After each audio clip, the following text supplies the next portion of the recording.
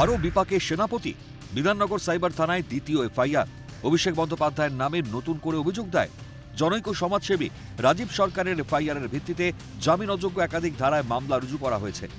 বস্তুত গত 18 জুলাই আমতলায় পার্টি অফিসে বুলডোজার চলাকালীন হুঁশিয়ারি দিয়ে অভিষেক বলেন, প্রতিটি ক্রিয়ারই সমান এবং বিপরীত প্রতিক্রিয়া আছে, এটা বিজেপির নেতারা যেন ভুলে না যায়। আপনারা ক্ষমতা দেখাতে গিয়ে যে পার্টি অফিস ভেঙেছেন, প্রত্যেক ক্রিয়ার সমান এবং বিপরীত প্রতিক্রিয়া আছে, এটা বিজেপির নেতারা যেন ভুলে না যায়। যে ভাষা তিনি প্রয়োগ করেছেন তাতেই প্রাণনাশের আশঙ্কায় অভিষেকের বিরুদ্ধে লিখিত অভিযোগ জানান রাজীব সরকার। যেহেতু অভিষেকের বিরুদ্ধে প্রথম অভিযোগকারী তিনি, তাই তাকেই টার্গেট করে অভিষেক হুমকি দিয়েছে বলে আশঙ্কা অভিযোগকারীর। তার অভিযোগের ভিত্তিতে বিএনএসের 4টি জামিন অযোগ্য ধারাসহ মোট 8টি ধারায় মামলাটি নথিভুক্ত করা হয়েছে বিধাননগর সাইবার থানায়। তৃণমূল কংগ্রেসের যিনি সেকেন্ড ইন কমান্ড আছেন অভিষেক ব্যানার্জি, তিনি কিছু স্টেটমেন্ট দেন সাংবাদিকদের সামনে। সেখানে উনি বলেন যে সব প্রতিক্রিয়ার একটা রিটার্ন আছে, এবং তিনি বলেন যে উনি যখন 31-এ যদি উনি ক্ষমতায় আসেন তখন উনি এই বিষয়টা উনি দেখে নেবেন, যারা যারা এগুলো করছেন তাদেরকে এই একইভাবে তাদের বিরুদ্ধে ব্যবস্থা নেওয়া হবে।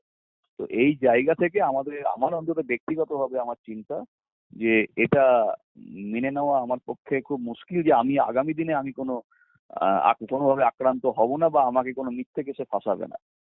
সেই কারণেই আমি আগে থেকে কমপ্লেন করলাম, কারণ এরকম স্টেটমেন্ট দেওয়া উচিত না যখন একজন অভিযুক্ত তিনি রক্ষা কবচ নিয়ে রয়েছেন। তো হাইকোর্ট ওনাকে রক্ষা কবচ দিচ্ছে একদিকে, আর উনি তারপরে রক্ষা কবচ নিয়ে উনি যারা অভিযোগ করছেন বা যারা ওনার বিরুদ্ধে বলছেন তাদেরকে উনি হুমকি দেবেন, এটা মেনে নেওয়াটা খুবই দুর্ভাগ্যজনক। কটাক্ষের সুরে বিজেপির রাজ্য সভাপতি শ্রমিক ভট্টাচার্য বলেন, চোর পুলিশ খেলা বন্ধ হোক, এখন এটাই মানুষ চায়। কেন এসব করছে অভিযোগ বিরুদ্ধে? আরে মৃত মানুষের চুল ছিঁড়ে কি তার ভিতরে হালকা করে দেওয়া যায়? এদের বিরুদ্ধে তো অভিযোগ বহুদিন ছিল, যারা করেছে এরকম আমরা কি করতে পারি?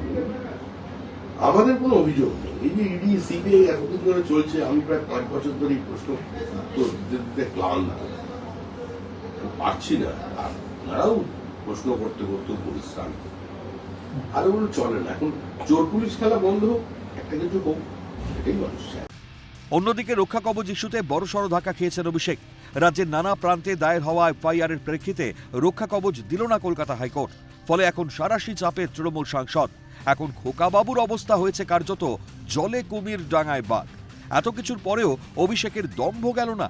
অভিষেকের সমস্যা সম্ভবত এখানেই, আত্মসমালোচনার বদলে আরও আক্রমণাত্মক হয়ে উঠছেন।